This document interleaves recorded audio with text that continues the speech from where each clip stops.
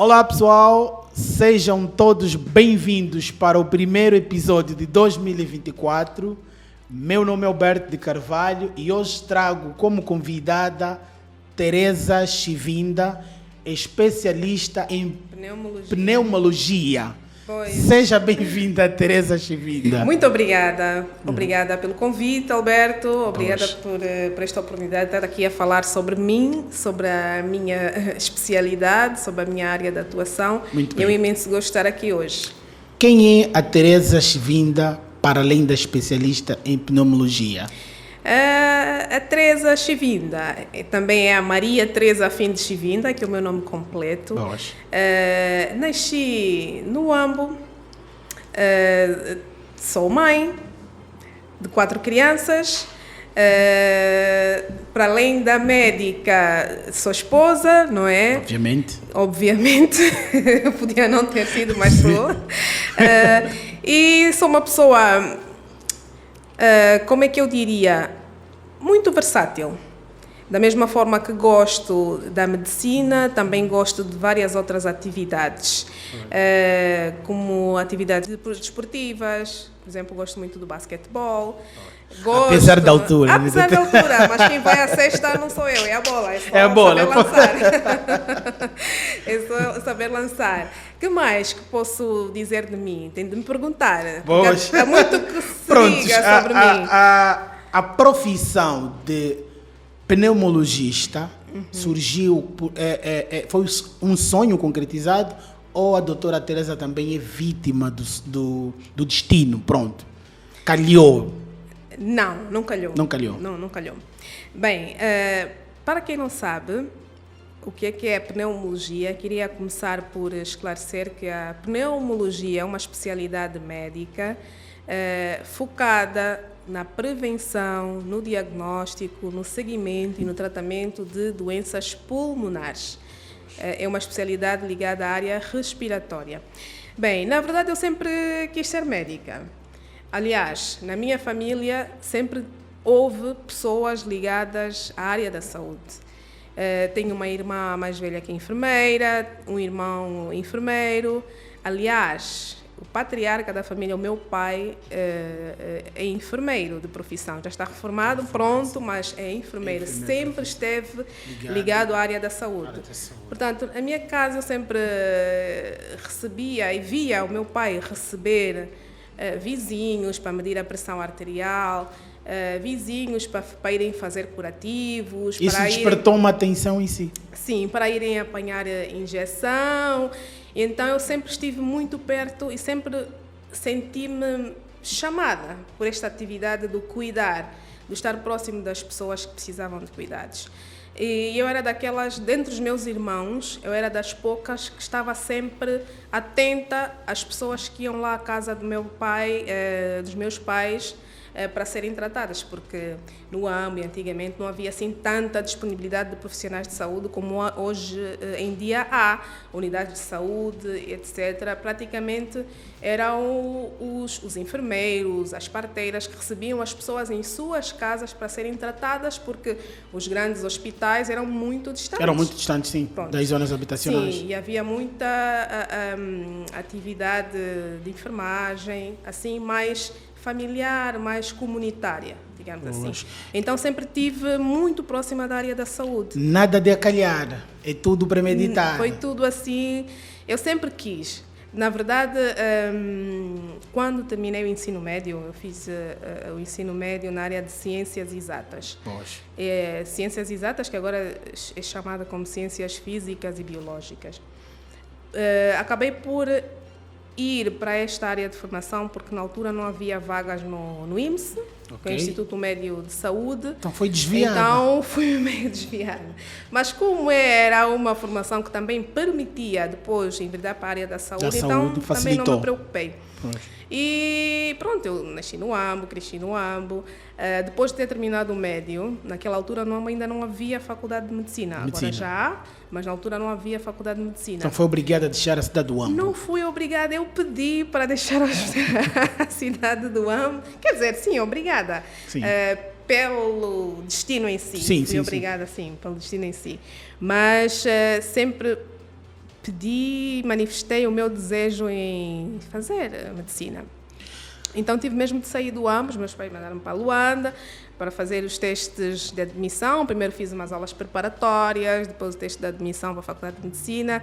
Felizmente entrei e por cá fiquei até a data de hoje. E como surge, doutora Teresa, como surge a ideia de empreender na área da saúde? Porque assim, nem todos os especialistas têm vocação para empreender.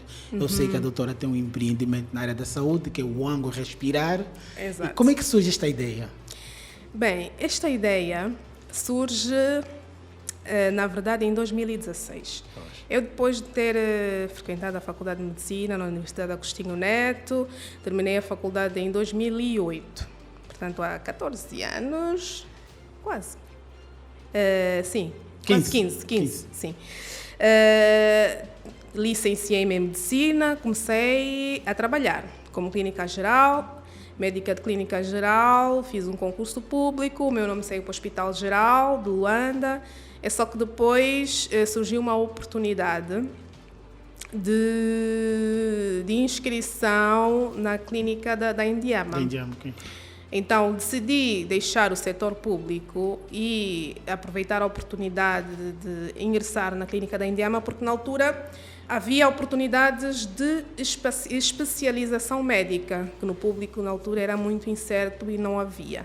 Então, como eu quis sempre especializar-me, não queria ficar só como médica de clínica geral, até porque o país precisa de cada vez mais especialistas, e tive essa noção desde muito cedo.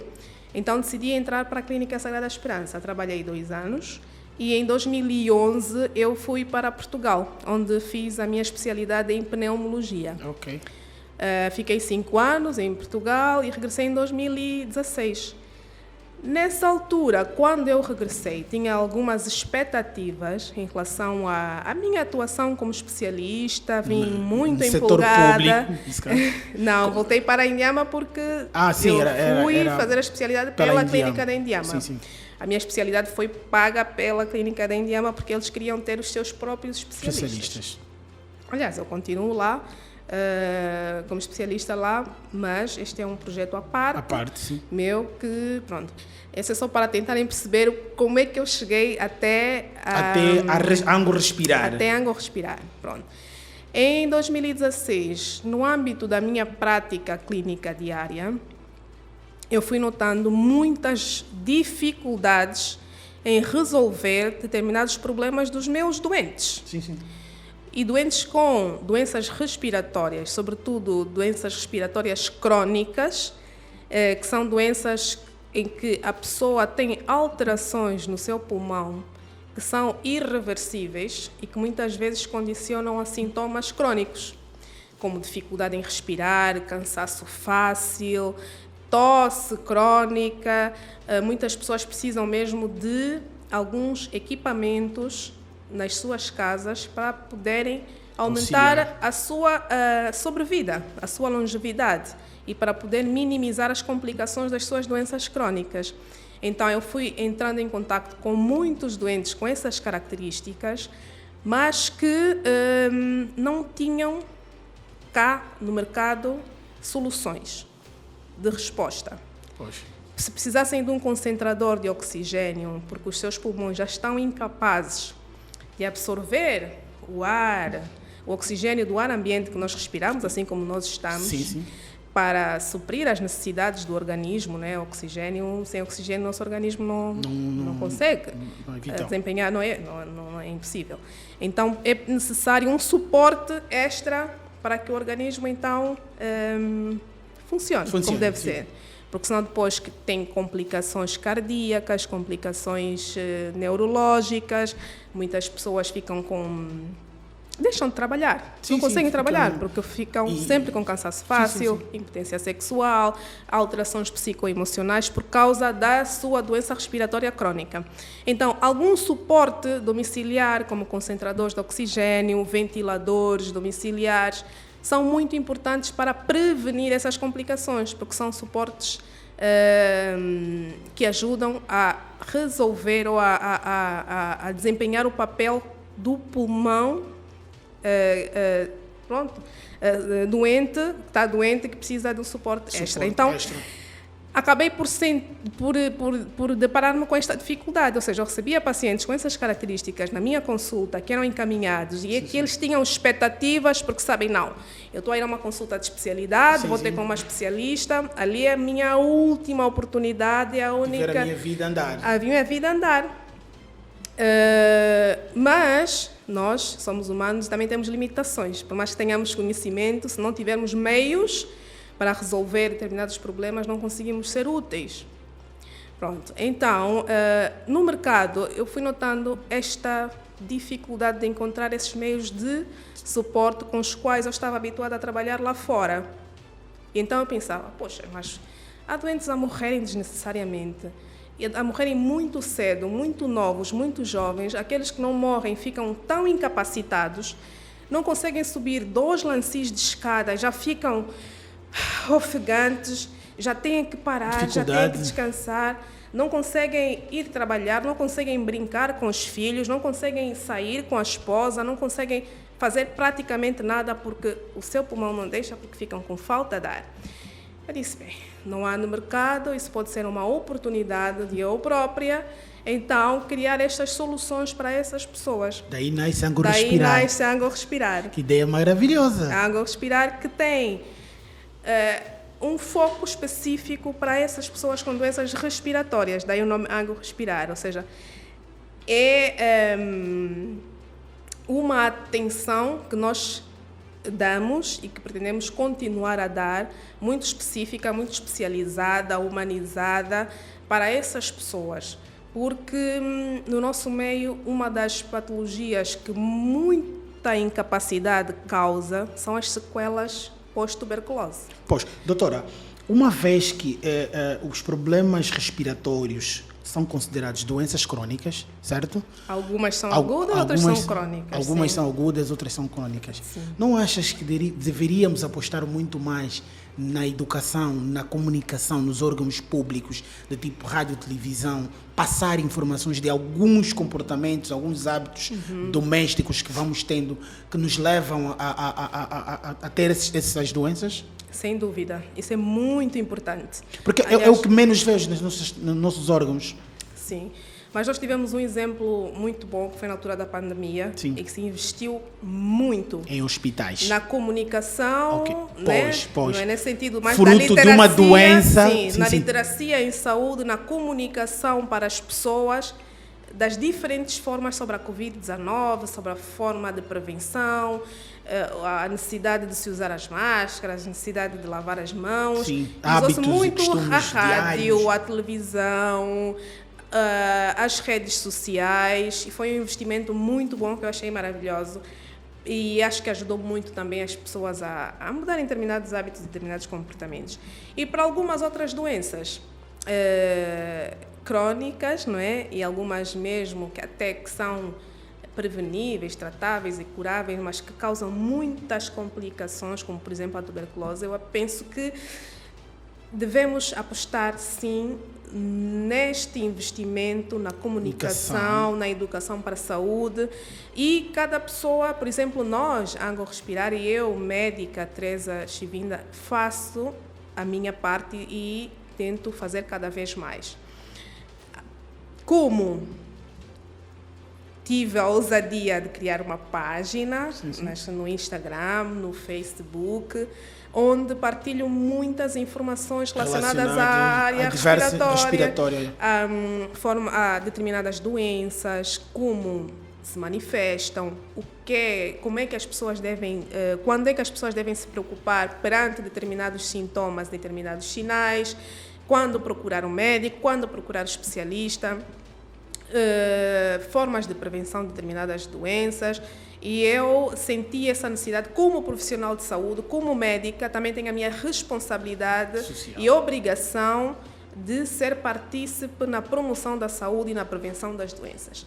Então, achei que essa é uma forma também, ou tem sido uma forma de estar mais próximo das pessoas e partilhar o conhecimento que eu tenho com estas pessoas. Aliás, muitas pessoas que procuraram por mim na consulta conheceram-me pela internet. Pela internet, boas, isso é muito bom. Pela internet.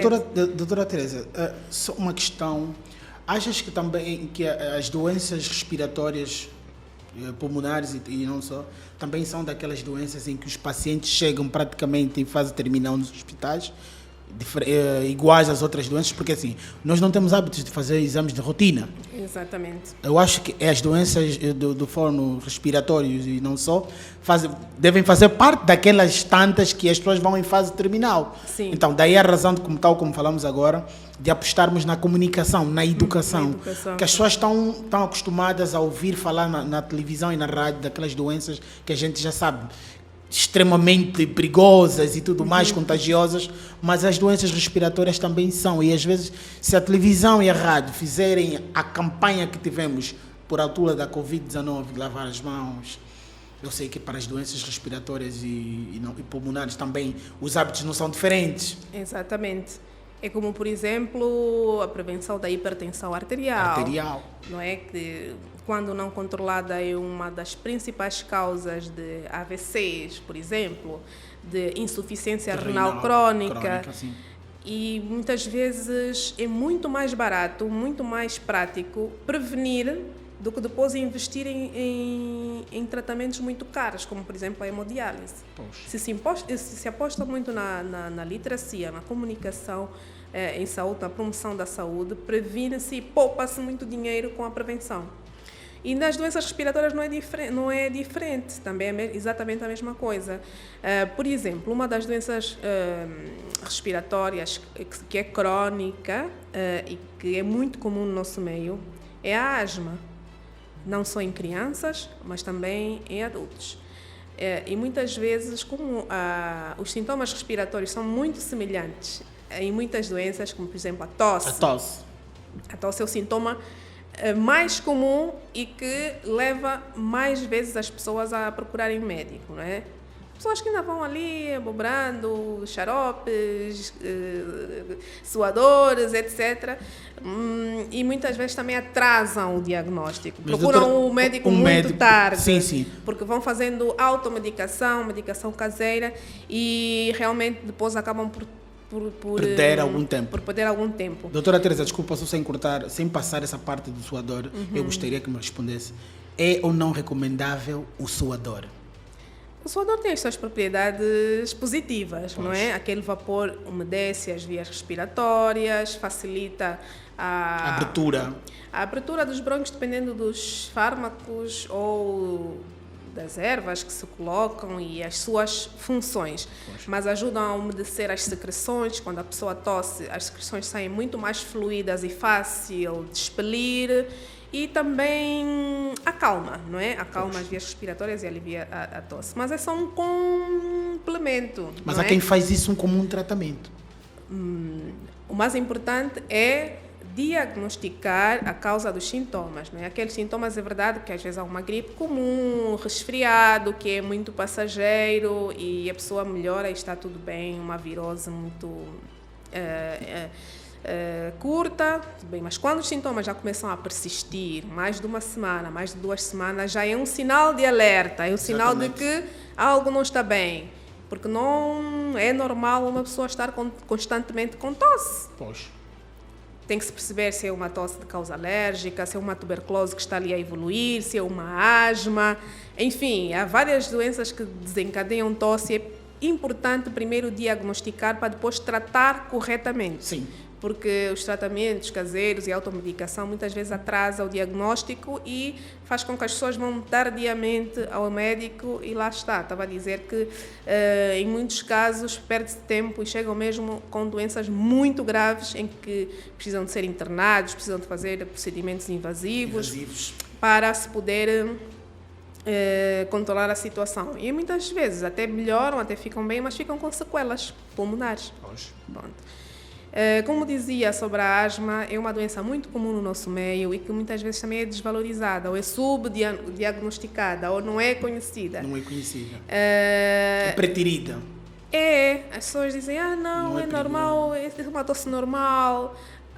Não, isso é do ar-condicionado, não, isso é da poeira, mas estão constantemente a tossir, constantemente com desconforto a respirar e ainda assim não procuram um médico, não é? Não procuram um médico, ou muitas vezes até são alertados em que pode ser necessário procurar um médico, mas ainda assim vão adiando os sintomas, vão adiando as doenças, o que não é bom.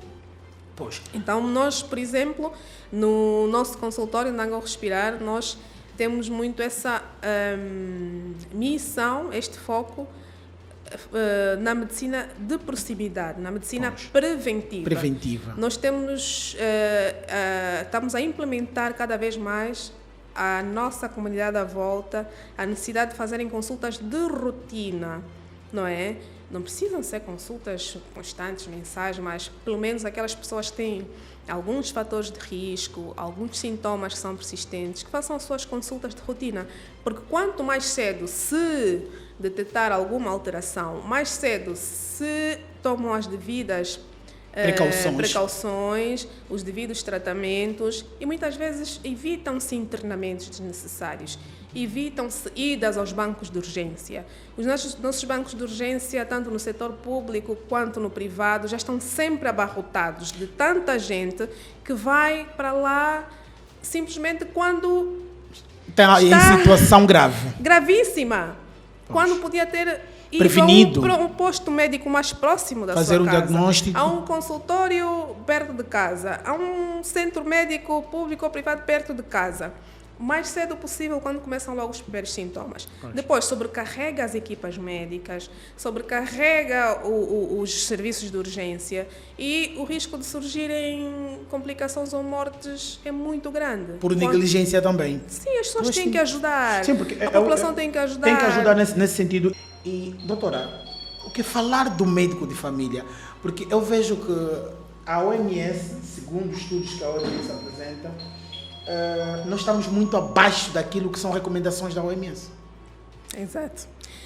E o médico de família, como o próprio nome diz, é um médico que está mais próximo das pessoas, que deve estar mais próximo das comunidades. É aquele médico que deve conhecer a sua população naquela área de jurisdição.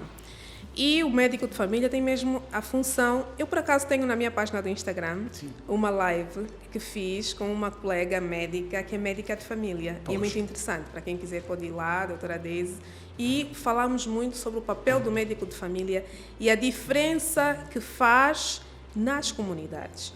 Porque é o médico de família que faz o acompanhamento da criança, acompanha desde a primeira infância as vacinas, acompanha o crescimento, o desenvolvimento, tal como o pediatra faz, mas nos países mais desenvolvidos e um bocadinho mais organizados que o nosso, é assim que as coisas funcionam. O médico especialista está essencialmente no hospital de nível terciário, onde resolve situações muito mais complexas, muito mais complicadas, mas é o médico de família que está próximo das pessoas e encaminha quando há necessidade aos grandes hospitais. E a presença de médico de família acaba por prevenir complicações, evitar mortes desnecessárias e faz o diagnóstico precoce das doenças e das patologias e encaminha. E eu achei muito interessante também o projeto que há do Ministério da Saúde, tem estado a formar muitos médicos de família, alguns médicos de família. A Clínica Sagrada Esperança começou, já existem alguns médicos de família, mas ainda são em número muito baixo para aquilo que são as necessidades da população. Sim, eu vejo aqui o que há. Os médicos em Angola atendem qualquer coisa como 117 famílias. Não é normal. Não é normal. Isto quer dizer que em Angola, de acordo com aquilo que são as recomendações da OMS, em Angola cada médico atende mais 47 famílias. A mais. Sim. Quando se consegue ter noção da área de jurisdição de cada médico. Mas nós sabemos que não se consegue ter um controle concreto do número de famílias para cada médico. Por quê? Porque sim, mas tem esses números, esses dados. a medicina que se pratica é mais medicina de urgência. É como se estivéssemos a apagar fogos. Não Sim, estamos sim. a prevenir incêndios. Incêndios, sim. Estamos a apagar fogos. São os bancos de urgência, urgência abarrotados. Por quê? Porque ainda há muita fragilidade no setor sistema. primário. Então as pessoas já sabem, não, e não adianta ir ao centro médico, porque já vão me dizer que não tem raio-x, não tem hemograma, não tem ecografia, vão ter que mandar ir para outro sítio. Então vou lá fazer o quê? Vou já a um hospital grande. A minha questão é, onde é que saem então, esses números? Não sei. Nem vou por aí. Esses números estão no site do MINSA. Não tá, alguns estudos que são feitos, mas não tem tenho base. domínio desse número, então não vou me debruçar sobre esses números, porque não tenho conhecimento desses números, não sei como é que foram adquiridos esses números. Então, o que eu sei, na minha prática clínica diária, é a área da saúde, da medicina, estou muito envolvida nela e sei como é que mais ou menos estamos organizados e como é que trabalhamos. E temos estado sempre nas nossas atividades científicas nacionais, sobretudo, e nós, na nossa Sociedade Angolana de Pneumologia, temos atividades com alguma frequência anual e muitas vezes semestral, e temos estado a abordar este assunto da necessidade de se organizar o nível de atenção primária, a medicina comunitária. Porque é muito mais fácil, muito mais barato estar a diagnosticar, por exemplo, uma pneumonia numa fase inicial em que a pessoa vai fazer o tratamento em casa, toma os antibióticos, vai fazer o controle ali mesmo no seu bairro ou no seu município, o médico diagnostica e trata precocemente ali. Não há necessidade dele sair do seu bairro, do seu município, para ir andar tantos quilómetros, apanhar X táxis para ir a um hospital muito distante. Muito distante. Pronto. E muitas doenças respiratórias também são diagnosticadas tardiamente por falta, por debilidade no setor de atenção primária, porque as pessoas não têm acesso precoce ao diagnóstico. Primeiro, para se poder fazer um tratamento, precisa fazer um diagnóstico. Não têm acesso precoce ao tratamento. E as doenças vão se arrastando. E uma que mais nos preocupa na área respiratória, na área da pneumologia, é a tuberculose. Que é uma doença que tem prevenção, tem tratamento, tem cura, mas anda muito descontrolada. Mas descontrolada, assim, é aquilo que inicialmente começamos a falar, doutora, a falta de informação, a falta de educação. Exato. Os nossos canais, as nossas televisões e rádios poderiam muito bem fazer este papel, tal como aconteceu por altura da Covid, né? Passavam informação de tempo em tempo, lavar as mãos, usar máscara, evitar aglomerações e tudo mais. Pode-se fazer o mesmo com a tuberculose e outras doenças? Sim, exatamente. Por isso é que cada profissional, dentro daquilo que pode, também deve ser partícipe, não é? Um agente promotor da saúde, tal como nós fazemos nas nossas páginas das redes sociais, fazemos palestras gratuitas muitas vezes. Muito recentemente tivemos a participar numa feira da saúde, numa igreja lá na Sapua, em que disponibilizamos a fazer consultas gratuitas, a fazer educação para a saúde. Então, todos nós, profissionais de saúde, devemos ter essa responsabilidade, não deixar só e única, exclusivamente para o Ministério da Saúde. Nós todos devemos ter essa responsabilidade. Então, é isso que nós também fazemos. E ir incentivando cada vez mais nas atividades científicas, e pressionando, direto ou indiretamente, as estruturas decisoras para cada vez mais olharem para o setor primário, não é?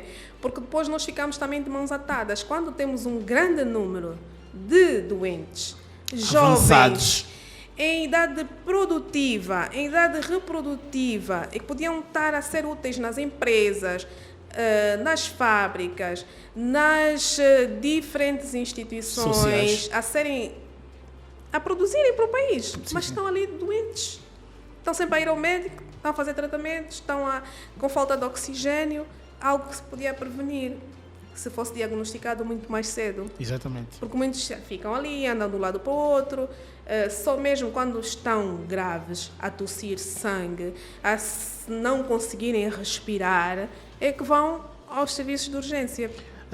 Doutora Teresa, a Ango Respirar tem um serviço domiciliar do tipo, eu a partir de casa ligo para uma consulta? Sim, temos esse serviço Pois. de consulta online. Para quem quiser, já tivemos a fazer alguns atendimentos para pessoas que estão noutras províncias, a fazer alguns esclarecimentos e orientações. É verdade que à distância temos algumas limitações, não é?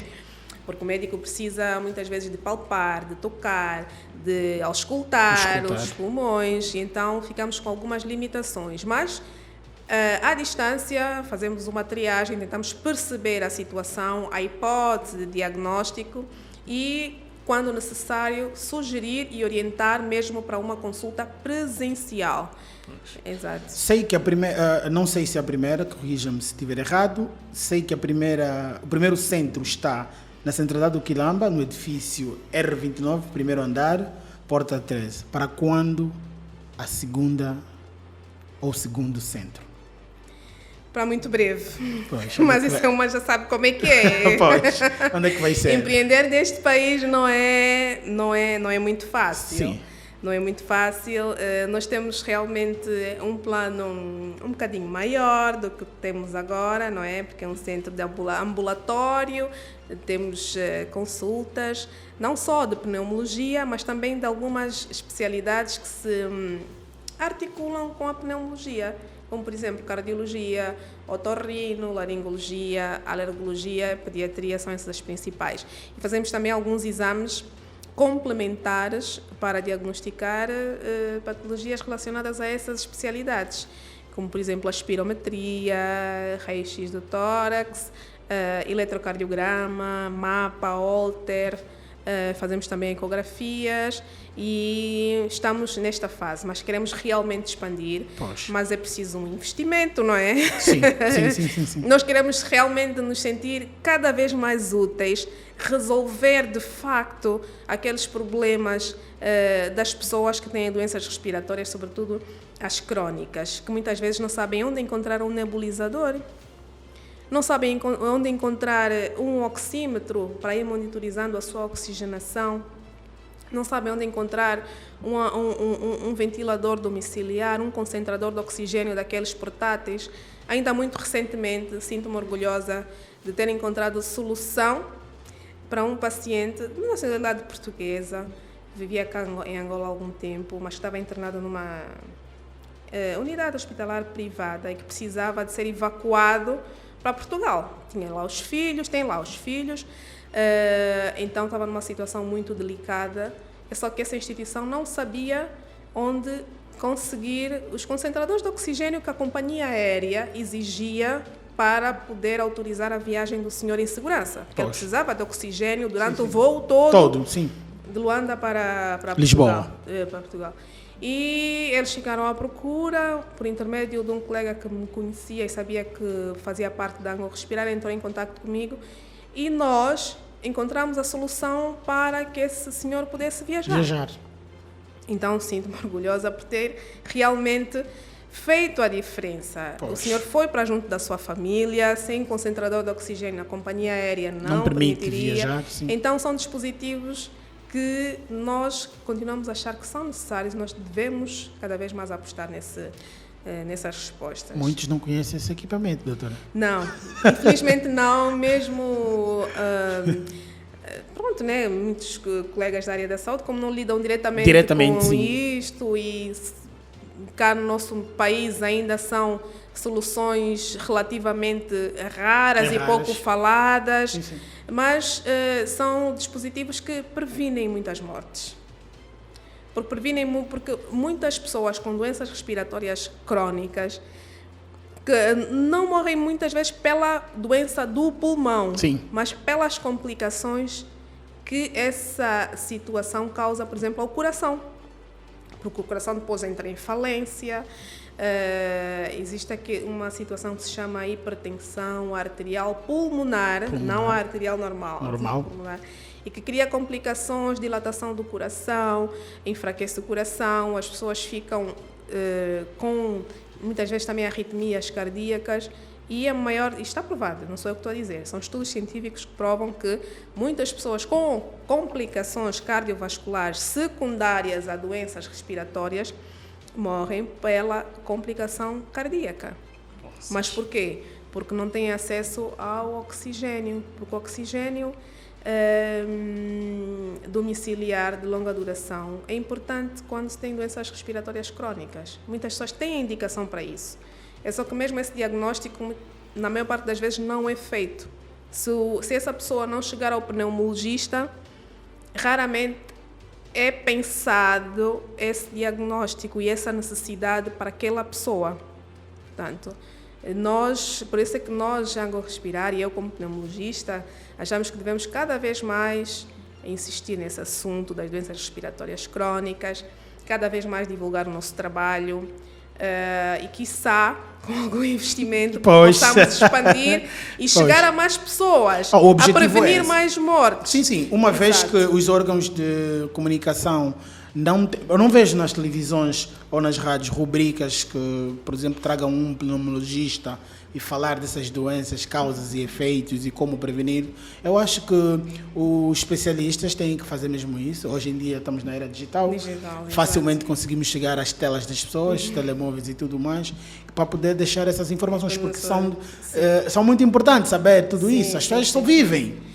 Infelizmente. É verdade. Também é uma decisão um bocadinho assustadora, né? No nosso meio, os médicos, eu, por exemplo, também senti esse receio, porque fala-se tão mal dos médicos angolanos, falam-se tão mal porque da nossa saúde, não é? Da nossa expertise ok. médica. É colocada em causa fruto de algumas experiências que será que é capaz? Será que não é capaz? Sabem mesmo? Não sabem? Esses nossos médicos angolanos não sabem nada. Isso e aquilo. Então, estar a se expor como médica nas redes sociais também é um bocadinho arriscado, porque as pessoas...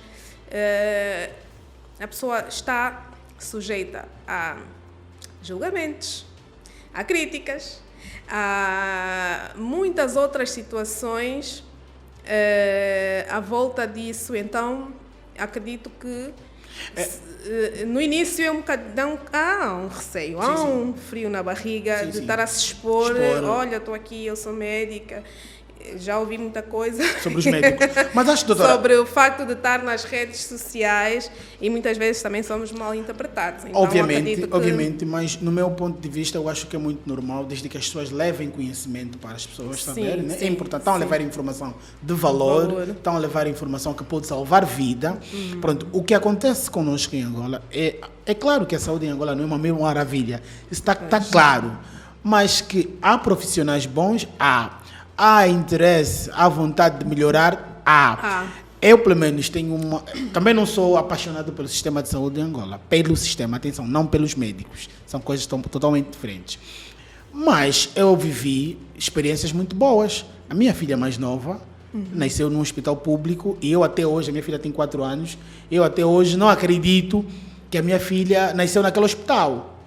Todos nós nascemos nos hospitais públicos. Não, mas pronto, os nossos filhos, dia, claro, é clínica. Aliás, eu estou a falar isso porque a minha filha era suposto nascer numa clínica, mas fruto da distância em que nos encontrávamos da clínica, usamos o Hospital Geral de Luanda como solução naquele momento.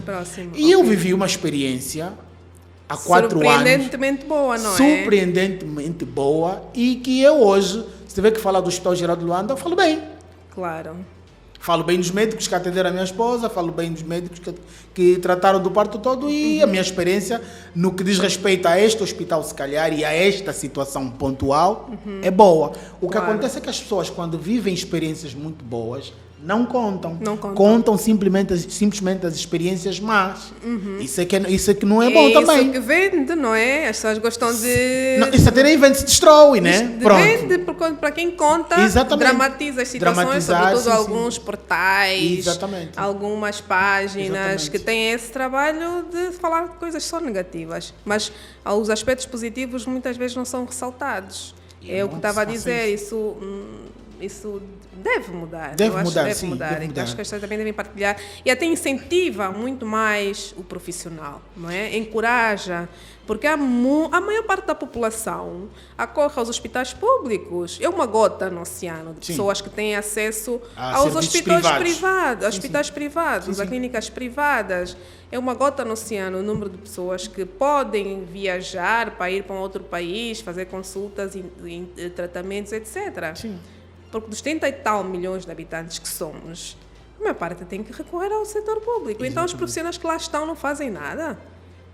Claro que fazem. Sim. E resolvem muitas situações difíceis e complicadas, e muitas vezes com poucos meios. Com poucos meios. Com poucos meios.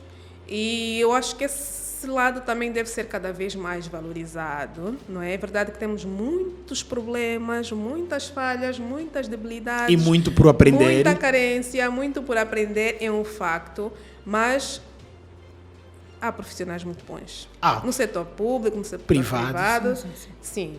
E resolvem problemas que outrora só era possível mesmo resolver fora, e há cada vez mais especialistas no país. Isso também é bom de se valorizar, é bom de ressaltar. E vimos que durante a pandemia havia cerca sanitária, aérea e terrestre. Sim. Ficamos todos cá. Todos cá. Os que tinham possibilidades e não só... Os que tinham jatos privados não podiam sair do país. Foram todos tratados cá, por profissionais angolanos, não é? Então, sim, eu acho que deve ser cada vez mais valorizado o profissional, não só médico, mas como enfermeiro, porque o médico não trabalha sozinho numa equipa. Numa equipa, sim. Os enfermeiros, os higienistas, os profissionais do laboratório, os técnicos de raio-x, os técnicos dos exames complementares que dão subsídios aos médicos para tomarem decisões importantes. São todas as pessoas que devem ser faladas, ressaltadas e valorizadas. É verdade que também ainda há muita debilidade na formação, por isso é que nós também, como indivíduos, devemos ir cada vez mais atrás da nossa capacitação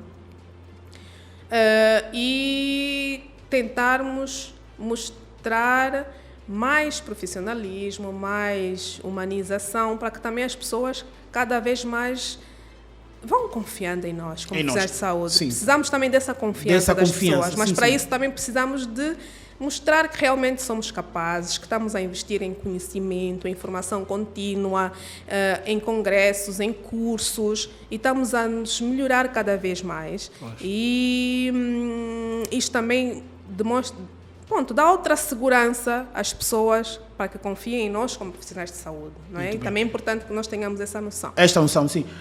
Doutora Teresa, o país está a formar ou está a especializar 513 médicos de família. Que representa este número para si? Para mim já é um bom começo. É verdade que os médicos têm que ser sistematicamente formados, mas o facto de já existir esta percepção e esta vontade e de resolver este problema grave que é a falta de médicos de família, médicos de proximidade, médicos na comunidade, para mim já é de valorizar e é um grande passo. É um começo, tudo tem um início. No início pode haver uma outra falha, é verdade, mas o facto de notar-se, não é? As instituições notarem, as instituições do Ministério da Saúde e do Governo notarem que há esta necessidade de formação, já é de valorizar, porque de certeza que mais grupos irão ser formados, ainda é muito pouco para o país todo, é um número irrisório para o país todo, mas da forma que estamos a ver o crescimento demográfico do nosso país, o crescimento populacional, deve ser paralelamente, esse crescimento também deve ser analisado com a necessidade de formação cada vez maior de médicos. Exatamente. Médicos e outros profissionais na área da saúde. Então, este é um número que ainda é muito baixo, mas também devemos pensar que para estar em formação este número de médicos, também é preciso que haja formadores, não é? É preciso que haja formadores suficientes. E, paulatinamente, à medida que vão se formando grupos de médicos, de família e não só, vão se capacitando cada vez mais e haverá mais formadores e, consequentemente, mais formandos. Eu penso que o caminho é este. Já devia ter sido antes, é um facto, mas nunca é tarde. Nunca é tarde. E deve-se avançar. Projetos para 2024. Onde é que nós vamos ver em 2024 a Ango Respirar? Ango Respirar, este 2024. Ango Respirar é um bebê também, não é assim? Então, estamos há muito pouco tempo no mercado, então nós queremos divulgar queremos que as pessoas conheçam, sobretudo a população, inicialmente da centralidade do Quilamba, que é onde está localizado o nosso consultório.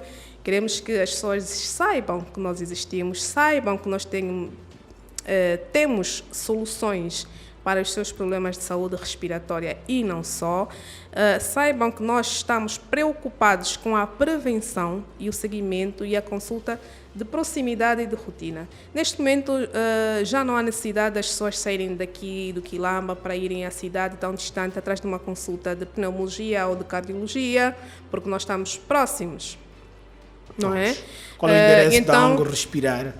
Estamos no edifício R29, primeiro andar, na porta número 13.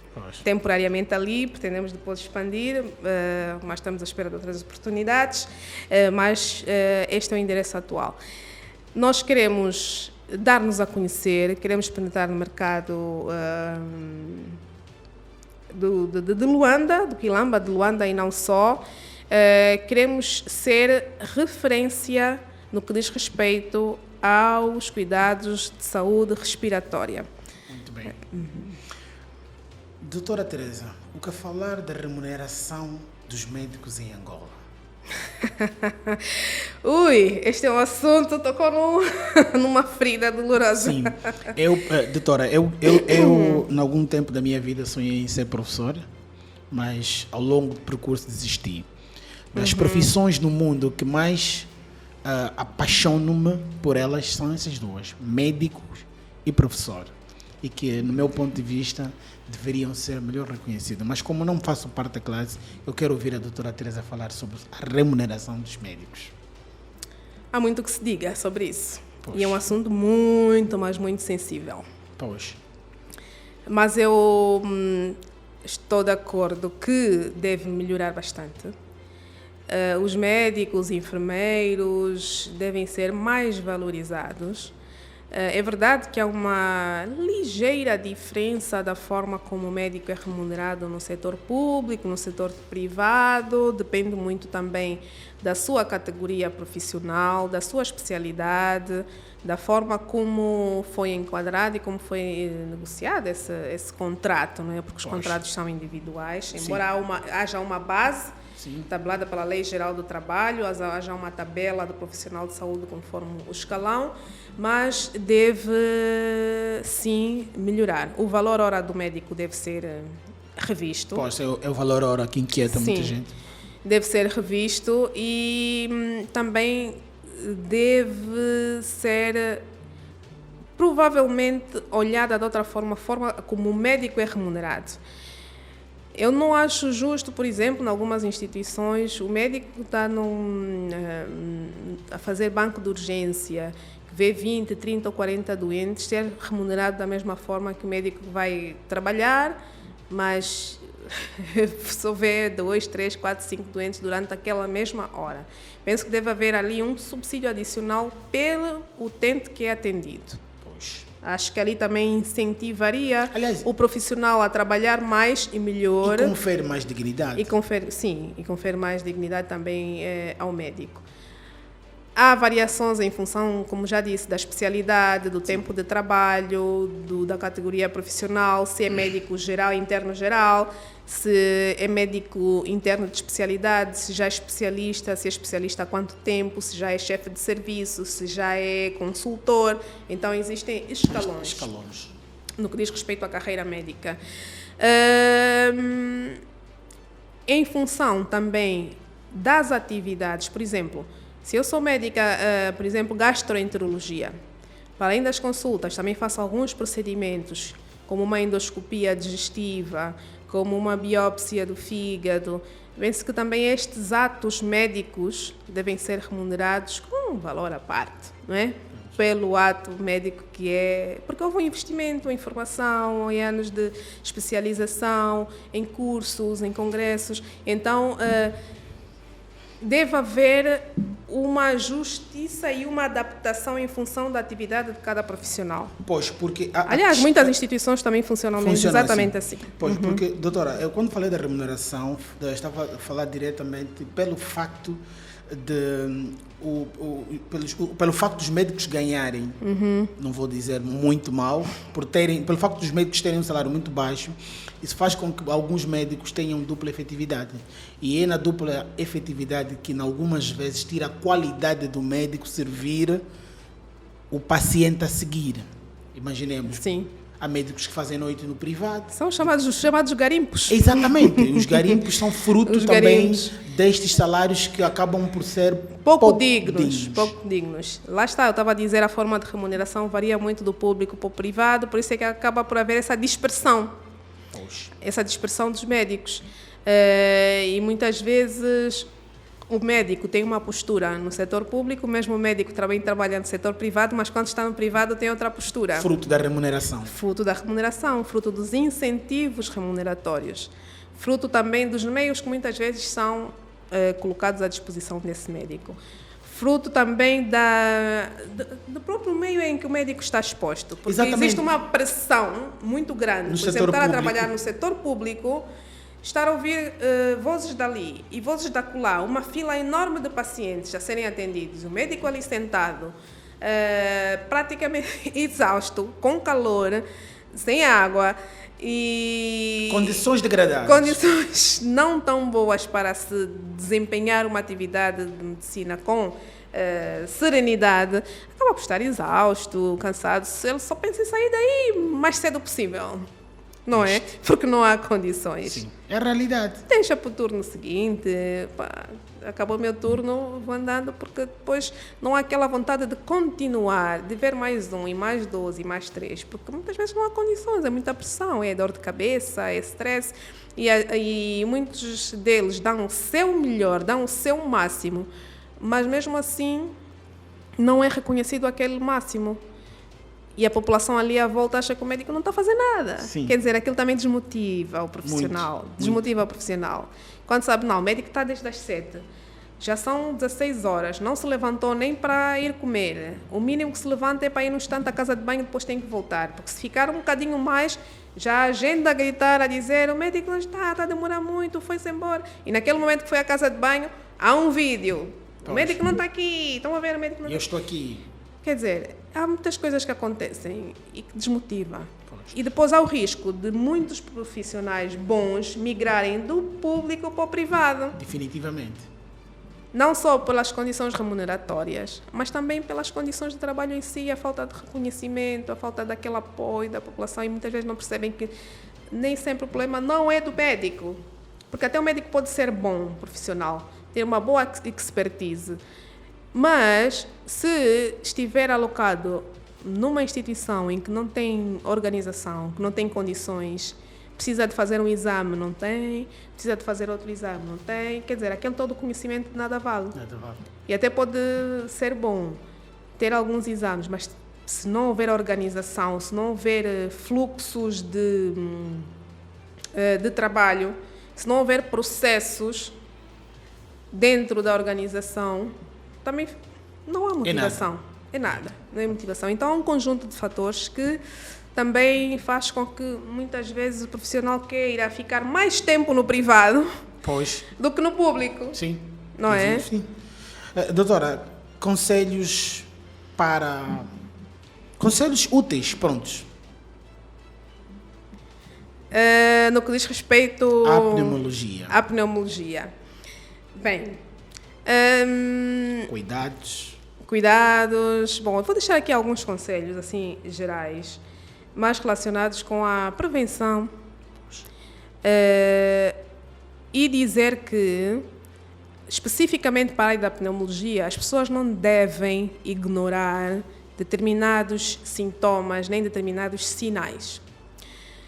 E devem mesmo procurar um médico, o seu médico que já conhecem, que confiam, um médico mais próximo, onde quer que seja, quando tiverem sintomas persistentes. E um deles é a tosse. A tosse é um sintoma que não deve ser ignorado se estiver a durar mais de 2 semanas.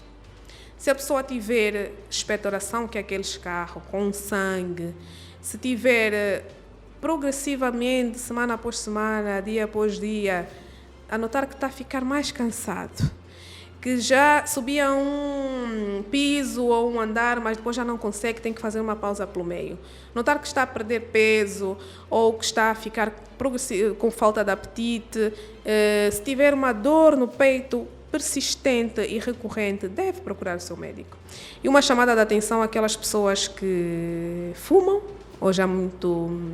Sim. A vibe das xixas, muito jovens, ainda em idades muito novas, não é? Acham que é uma boa vibe estar a fumar a xixa, os charutos, os cigarros eletrônicos, mas devem mesmo parar, porque cada organismo é único. É verdade que nem todas as doenças se desenvolvem imediatamente, mas o uso constante e recorrente destes vapores, estar a inalar constantemente esses vapores, estar a agredir as suas vias respiratórias constantemente, lá mais para frente, depois vem a conta, vem as consequências. As contas são altas. As contas são altas, as contas serão altas. Então, quanto mais prevenir-se, melhor. Cuidado com as xixas, não é uma boa vibe. Também tenho um post sobre isso no meu Instagram. Poxa. Não é mesmo uma boa vibe. Nós temos exemplos de pessoas famosas no nosso meio que morreram de cancro do pulmão, muito novas. Um cantor muito famoso, de Sambizanga. Sim. Não é? Com cancro do pulmão. Então, prevenir, evitar. A saúde é o bem mais precioso que nós temos. Então, aquilo que está ao nosso alcance, que podemos fazer para prevenir, é sempre muito importante. Em determinadas idades, determinadas alturas, até parece uma conversa chata, uma conversa clichê, sempre a dizer a mesma coisa, prevenção. Mas só se diz isso quando as pessoas ainda não sentiram o problema em si ou em algum familiar próximo. Ali é que começam a levar um bocadinho a sério a situação. Portanto, para concluir, procurar o médico o mais precocemente possível, preocuparem-se com as suas rotinas, as suas consultas de rotina, os seus check-ups periódicos. Porque quando se nota, às vezes, uma alteração na hemoglobina, uma alteração na saturação do oxigênio, o mais precocemente possível, já se abre um alerta. Opa, não, temos que ver aqui o que é que se passa, porque a sua hemoglobina sempre foi esta e agora está a baixar. Está a baixar por quê? Poxa. O que é que mudou? É o ambiente, isso só é possível se tivermos o hábito de fazer consultas de rotina. Fazer consultas de rotina. Passou, o seu raio-x sempre foi normal, agora aqui uma mancha, aqui um nódulo. Opa, isso temos que investigar, tem que fazer uma biópsia. Sim. Isso pode ser um cancro do pulmão. E se for, é diagnosticado cedo, faz uma cirurgia, a pessoa fica curada e continua a sua vida. Agora, procurar o médico quando já tem metástases, o cancro já se ramificou para o fígado, para os ossos, para o cérebro, nós não somos úteis para nada nessa fase. Não somos úteis para nada nesta fase. Então, a ajuda que as pessoas, a população deve dar também aos médicos é a prevenção, procurar o médico com regularidade, com brevidade, quando nota que algo não está bem no seu organismo. Pois. Doutora Teresa, muito obrigado mais uma vez por se fazer presente. Foi uma conversa e tanto, né? Eu acho que aprendemos muito e vamos sempre precisar dos trabalhos da doutora Teresa e, em particular, da Ango Respirar. Pessoal, para a consulta de pneumologia, é assim, Ango Respirar está na centralidade do Quilamba, quarteirão R, edifício R29, primeiro andar, porta número 13.